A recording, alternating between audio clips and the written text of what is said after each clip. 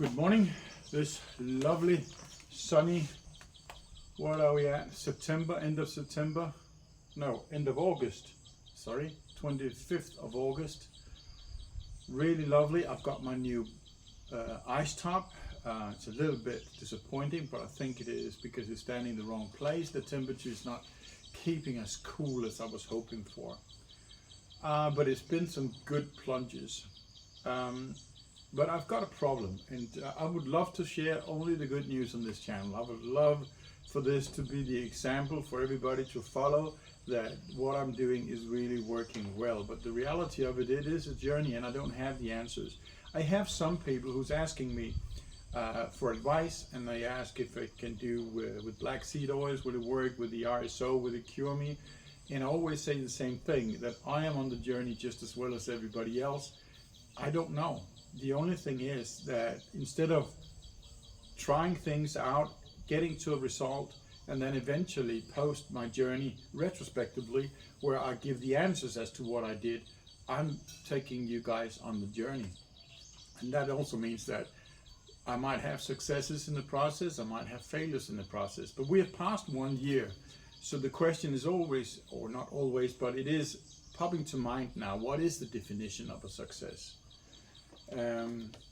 Yeah, and we can take that little conversation first.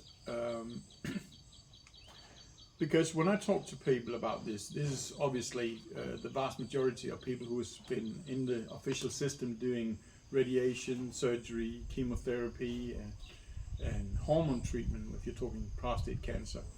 And they're all very cautious, they're all very loyal to the authorities. So for them to do things that I'm doing is something that is just too insecure, and with too many variables that they just can't handle that. So their response is, but you don't know, you're just following the PSA, and you have to do more, you have to do this and you have to do that. And I'm thinking, yeah, that's if you're doing it in the system. And I understand that you will not know if you have metastases to the bones, for instance, unless you do a bone scan, and yet you will know it if you get the pain in the bone. But obviously there's not much point in waiting until it gets that bad, and I have no intention of waiting for it to get that bad. But at the same time, I've now done this for a year, and with the means I have had to measure it, I have not progressed into something worse. The PSA at least stays lower, significantly lower than it was initially.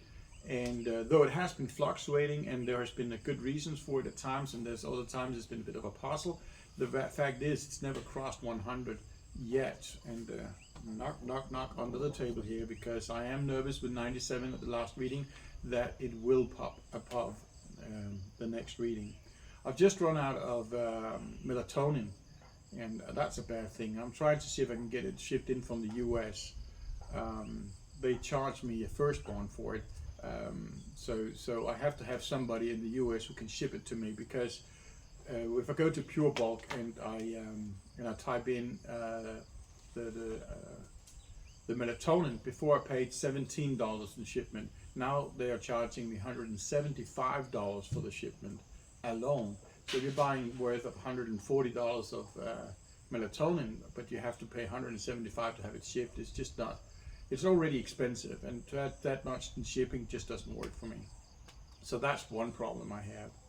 But back to the success criteria. What is a definition of success? I think it's important that we set a kind of an idea of what success is.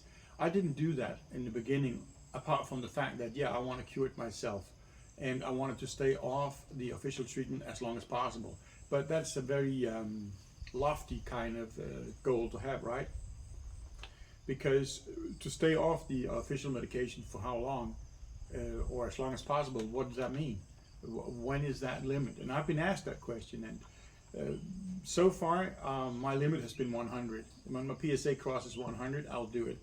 But then I also kind of can feel that, nah, I probably will change that when it crosses 100 and do it at 124, which was my initial PSA. But then again, I think it's more about the trend. Now, last time my PSA increased 14%, that's a lot.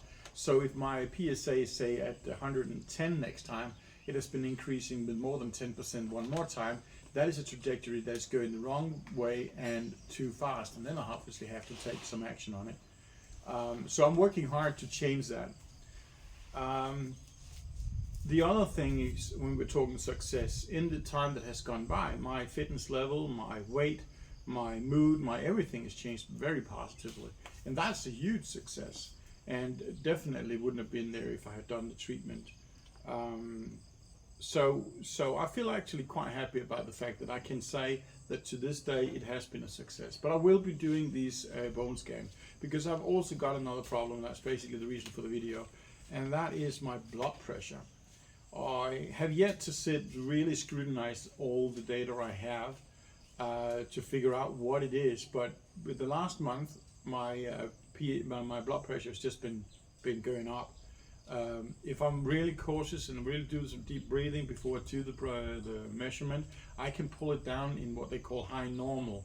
But the last week here, even that is not possible. And this morning here, 5 attempts, and it was still at 157 or 156 over 90, just about 90. And I was nothing I could do about it. I could not bring it down down to a high normal. I'm not too worried about a high normal level because my blood pressure has always been a little bit in that range, but now I can't bring it down, and I'm doing everything right as far as I'm concerned. So I'm worried that maybe it's something about my supplements. And one of the things that I've started in the same period of time that my blood pressure's gone up has been black seed oil.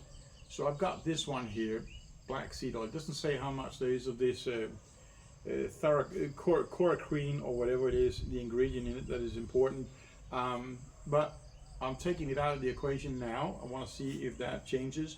I've also been playing around with Lipsomal Vitamin C, as you know if you followed the channel, and stop that. I've just made a new batch and I still cannot see any liposomes in it. I don't know if it has liposomes or if it's just my microscope doesn't work for it, but I've also bought these Lipsomal Vitamin C. But I opened the capsules to check out if there are any liposomes in them, and it is powder. I've tried to dilute it a little bit in water and see if that changed the game, and what I end up with is the same visual impression in the microscope as I do with my own mix. Which could say, okay, so if this one is true, well then there you are, then I got liposomes, but it doesn't look like what I've seen on YouTube of people doing it under the microscope. And then I also noticed that it says third party trusted. And I think it's a kind of a bullshit thing to write, because if you don't pay attention, then it doesn't say third party tested, which is actually what you want. You want third party tested, not third party trusted. So I cannot really say much. This one here came recommended on some website, but I'm in doubt whether they came recommended because of the affiliate association or if it's actually because it's worth something or does something. Nonetheless, it says 2 capsules a day. That's the recommended doses. I have done double that because obviously I need a lot more. I need up in the range of the IV doses, which double these here doesn't even get close to. But my blood pressure is rising, and I don't know if that is just too much vitamin C. Because we also got the blessing of what's that called in English? Passion fruit trees. We got passion fruit trees in my garden, and it's fantastic, and they're ripening out now, so I eat a lot of passion fruit as well. And I'm thinking maybe that has an impact. If you know something about this, let me know. I have a friend, his father is 63, he's got a prostate cancer as well, and as far as I understand, he's battling high blood pressure as well. So I don't really know if this is something that's very common for people with prostate cancer.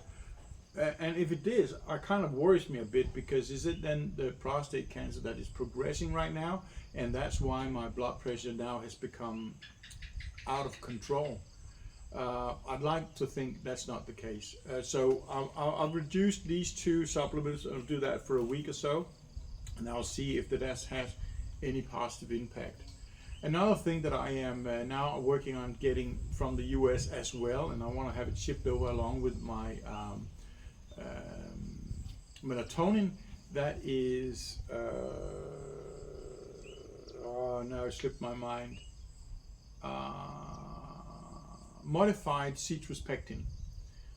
It does lower the PSA levels, so I definitely want that. It's quite expensive though, I think they want for 1.5 kilo, which equates to 3 months of treatment. And there's no reason for me to just buy one 500 gram and then end up after a month saying, oh, it's a success, and then have to have a break because now I have to have it shipped over one more time. So I'll be buying it for 3 months worth of treatment, and it seems to be well documented to be working well with prostate cancer. But we're talking $325, ex shipment, taxes and whatnot comes on top of that, so it's not cheap. If any of you guys watching these videos who has a way to help me out on this, I'll be very, very happy. And I'm obviously talking about how to bring it to Thailand. So yeah, that's the status quo. High blood pressure is not fun. My fuse is very short. I bite at people, not necessarily without reason, but there's really no reason to bite at people, especially not my wife. She's helping me out with a lot of things, but if she does step a little bit wrong, instead of just stepping back and take a deep breath, oh man, I get annoyed. I really get annoyed. And I know it's because of my blood pressure. So I want for a lot of reasons to bring that down.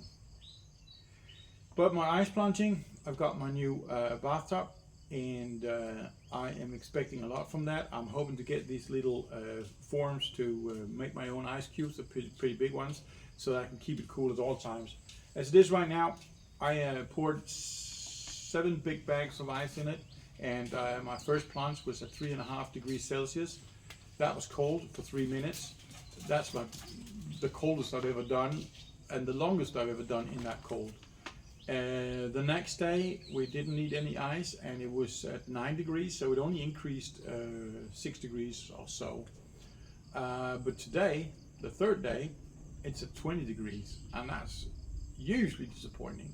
But I suspect it's because it's a black one, and it's standing the first 3 hours of the day in the sun. I don't think that is particularly good. I think it's counterproductive. So we got to figure out how to shelter that top a little bit. Wanted to do it the same place as before, but I figured now better do it behind the house. It's a bit more private, and I don't have to be worried that I'm sitting in my ice tub and then we got guests coming in and so on and so forth. But more about that ice plunging later. I think that was it for today. Until next time, as always, stay happy and healthy.